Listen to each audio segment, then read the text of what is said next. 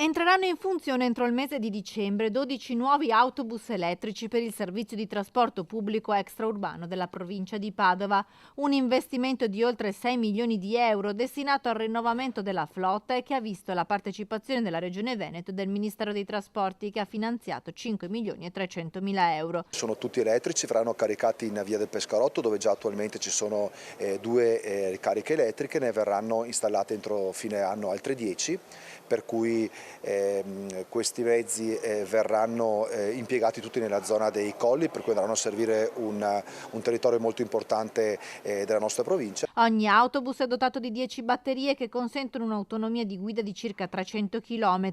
Potenziati i sistemi di sicurezza, i mezzi sono dotati di videosorveglianza a bordo a tutela dei viaggiatori e del personale. Con i nuovi autobus la flotta di Bus Italia è rinnovata al 28%, arrivano a 150 i nuovi autobus.